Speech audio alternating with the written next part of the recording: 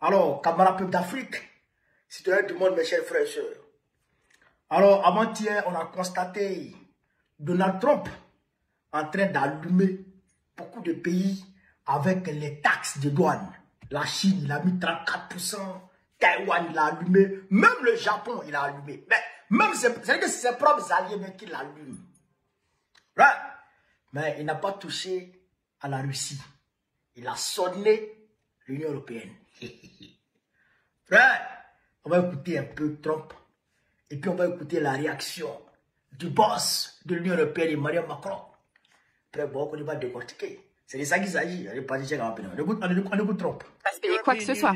L'Union européenne, ils sont très durs dans le commerce. Parfois, on pense à l'Union européenne, ils sont très sympathiques. C'est vraiment pathétique. Ils nous font payer 39% et nous, on va les faire payer 20%. Voilà. Donc, il dit qu'il va payer 20%, lui, il va payer 39%, lui, il va payer 20% à l'Union européenne. Il va frapper l'Union européenne de 20%. Il a frappé la Chine. Il a frappé Taïwan. Il a frappé le Japon. Il a frappé beaucoup d'autres pays. Le Canada, il a frappé beaucoup de pays frères. On va écouter ici la réaction d'Emmanuel Macron. Avant de vous parler de la réaction de la Chine, vous allez comprendre ce qu'on appelle pays souverain ou organisation souveraine. Chers camarades d'Afrique, on est parti avec le petit Macron. Qui va impacter très clairement nos économies et l'équilibre de certaines filières et de nos marchés. Et donc, au total, on le voit bien, c'est une ampleur qui est en tout cas inédite. Mais ce sur quoi je veux insister au début de cette réunion, c'est que l'ampleur et le caractère négatif est avant tout pour l'économie américaine. Et une chose est sûre, avec les décisions de cette nuit, l'économie américaine et les Américains, qu'il s'agisse des entreprises ou des citoyens, sortiront plus faibles qu'hier et plus pauvres. Je pense qu'il faut le marteler. Il faut le marteler et nous, il faut tenir, je vais y revenir, parce que ces décisions, elles ne sont pas soutenables pour l'économie américaine elle-même. L'impact sur l'économie américaine est immédiat, là où il va mettre plusieurs années à être tangible dans les économies européennes, et surtout, il est bien plus massif. Dans les premières analyses, autour de 2 points de PIB.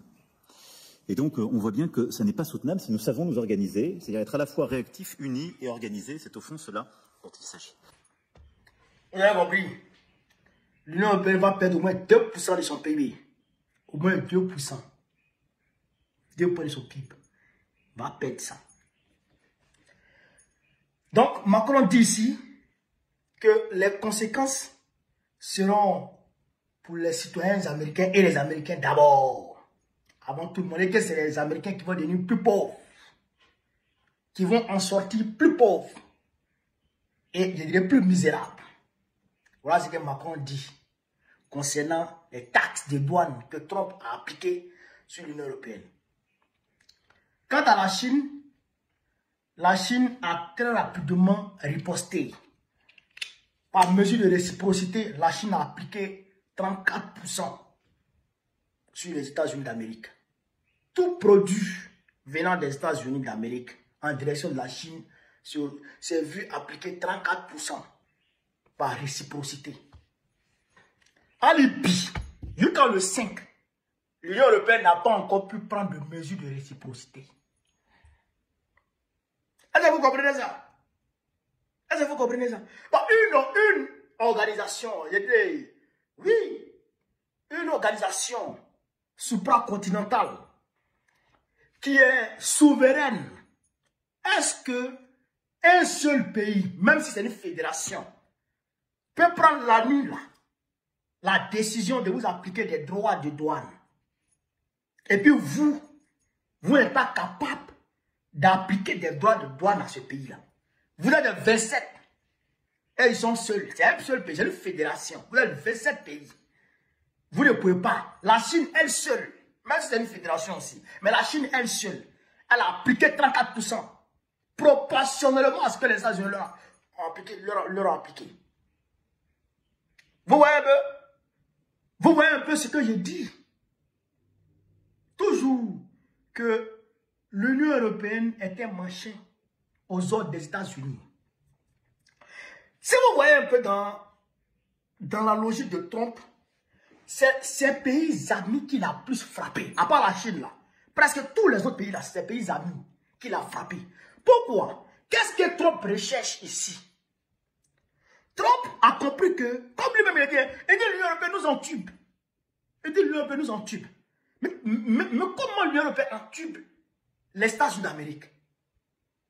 Mais puisque les États-Unis d'Amérique, du haut de leur abondance économique, après la Deuxième Guerre mondiale, ils régnaient en maître tout seuls face à la Russie qui se défendait, face à l'Union soviétique qui se défendait.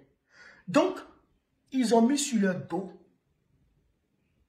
je dirais, la misère de tous les pays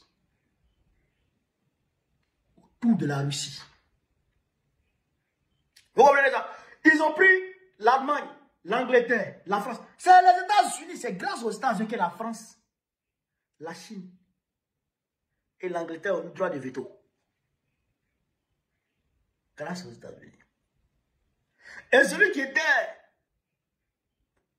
avait le droit de veto hier, qui siégeait au Conseil de sécurité des Nations Unies, comme membre permanent, c'était Chiang Kai-shek de Taïwan, qui avait fui quand Mao l'avait pourchassé après la Deuxième Guerre mondiale pour aller s'installer à Taïwan. C'est lui qui siégeait au Conseil de sécurité. Et la France a eu aussi, dans cette même veine, un droit de veto. Et l'Angleterre avait légitimement, l'Angleterre c'était légitime, puisque l'Angleterre faisait partie des gagnants de la Deuxième Guerre mondiale. Mais la France et la Chine, c'était un alliement des États-Unis pour peser au niveau de la table de négociation parmi les membres permanents vis-à-vis de la Chine. Vous comprenez? Et donc c'est dans cette même perspective que les États-Unis ont commencé à financer tous les pays de l'Europe de l'Ouest. Vous comprenez? Avec le mur de Berlin, tous ceux qui étaient à l'Ouest, les États-Unis les ont pris en compte. Et tous, ils ont financé leur reconstruction économique. Ils ont tout financé avec le plan Marshall. Et au-delà de ça, du plan Marshall, quand les pays européens ont commencé à s'en sortir, en 1948 déjà, avec la conférence de La Haye, les pays européens ont commencé à penser à l'Union européenne. Et c'est ainsi qu'en 1950, Robert Schuman, ministre des Affaires étrangères du général de Gaulle, est allé proposer à l'Allemagne l'idée de l'Union européenne. D'abord, ils sont partis sur la base d'un contrat, d'un accord sur le charbon et l'acier. Il y a eu 6 pays qui sont mis ensemble. Après les 6 pays, ils ont commencé à s'agrandir un peu. Mais De Gaulle, lui, il régnait en maître sur leur organisation-là, qu'on appelait la CECA, Communauté européenne du charbon et de l'acier. C'est ça, c'est comme ça qu'on appelait. Vous comprenez? Mais quand l'Angleterre avait décidé d'intégrer la CECA, De Gaulle a dit non. 2 fois, De Gaulle a rejeté la candidature de l'Angleterre. Pourquoi? Parce que De Gaulle avait compris que si l'Angleterre rentrait dans leur affaire, les États-Unis allaient prendre possession de leur affaire. Mais quand De Gaulle est tombé, quand il est décédé, l'Angleterre est rentrée dedans. Les États-Unis ont pris possession de l'affaire. À travers qui? À travers l'Angleterre et l'Allemagne. L'Allemagne est comme un pays qui appartient aux Américains. Alibi. Les Américains ont 13 bases militaires en Allemagne avec plus de 34 000 soldats. 13 bases militaires avec plus de 34 000 soldats américains permanemment installés en Allemagne. Donc, les Américains ont pris possession de qui? De l'Allemagne, de l'Union européenne à travers l'Allemagne et l'Angleterre et d'autres. Ce n'est même pas les Américains seuls. Tous les lobbies du monde, le monde capitaliste, les capitalistes du monde ont pris possession de l'Union européenne. Parce que hier, De Gaulle régnait en maître. Parce que lui, il voulait constituer un bloc fort par rapport aux États-Unis et à la Russie. Parce que De Gaulle là, vrai là, c'est vrai que le gars c'est un war, mais c'était un souverainiste, hein. Attention. De Gaulle ne voulait pas. il allait prendre son or aux États-Unis. Quand Nixon a décroché le dollar sur l'or pour accrocher ça comment on appelle ça, au pétrole qu'on appelait pétrodollar maintenant. Il est parti prendre son or. Donc lui, il régnait en souverain. Donc quand De Gaulle est décédé là, les Américains sont venus, les lobbies sont venus, le monde capitaliste est venu prendre position de l'Union européenne. Vous comprenez? Donc quand vous voyez les extrémistes, les gens de l'extrême droite dire qu'ils vont quitter l'Union européenne, quittent l'Union européenne là. Ce n'est pas pour rien. C'est parce que l'Union européenne n'a plus de souveraineté. L'Union européenne maintenant appartient aux capitalistes. L'Union européenne appartient aux États-Unis. Mais quand tu tiens quelque chose, quand tu tiens une femme, ou quand une femme tient un homme, quand il a un problème, tu oublies de l'entretenir. Vous comprenez ça? Quand il a un problème, tu oublies de l'entretenir. Donc aujourd'hui, le poids de l'entretien de l'Union européenne pèse sur les États-Unis. L'entretien du Japon pèse sur les États-Unis. L'entretien de Taïwan pèse sur les États-Unis. Donc, tous ces amis-là, tous les amis des Américains, là, leur entretien pèse sur eux. C'est pourquoi Trump, il veut finir avec tout ça. Il veut se désolidariser de tous ces amis-là pour vivre, on va dire, bon, je ne dirais pas en autarcie, mais pour vivre un peu en isolement vis-à-vis de ses amis. Pour pouvoir se reconcentrer sur lui-même, travailler lui-même, penser à ses citoyens. Parce que si vous comprenez très bien, quand il a mis les taxes là, hier on l'a interrogé, avant qu'il a mis les taxes, hier on l'a interrogé, il dit que sa politique n'a pas changé envers les Américains, envers les entreprises qui vont venir implanter leurs entreprises, leurs filiales, ou leurs succursales, ou leurs usines aux États-Unis. Tous ceux qui vont venir s'implanter aux États-Unis, presque il ne va pas leur appliquer le droit de douane. Alors, il ne va pas leur appliquer de taxes. Vous comprenez ça? Tu viens aux États-Unis, tu es presque exonéré de taxes. Il faut juste faire travailler les Américains. Vous voyez, non? Il faut juste faire travailler les Américains. Trump, c'est un vrai nationaliste pur. Un nationaliste pur. Vous comprenez un peu? Chaque camarade d'Afrique. Pourquoi il les a allumés? Mais l'Union européenne ne peut pas faire de réciprocité. Elle ne peut pas faire de bras de fer. Parce que les États-Unis les tiennent tellement que tu ne peux pas imaginer. Le vin français. Si les Américains renoncent au marché, c'est fini. Le vin français. Les Américains renoncent au marché, c'est fini. Le premier pays importateur du vin français, c'est les Américains. Oui. Les habits, là, c'est les Américains. Je ne sais pas, l'Américain a vu quoi sur marque française? Je ne sais pas.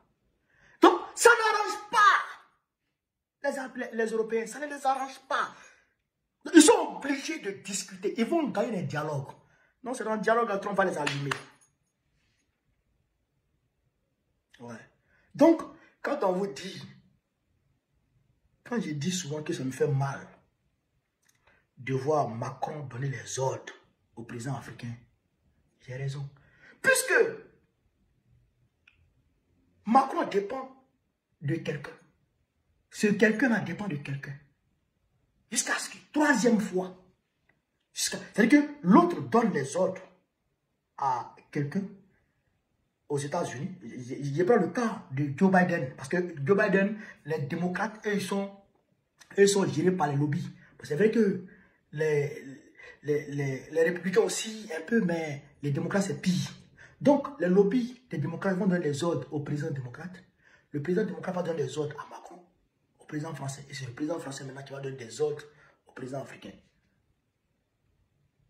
C'est grave. Et ça fait mal.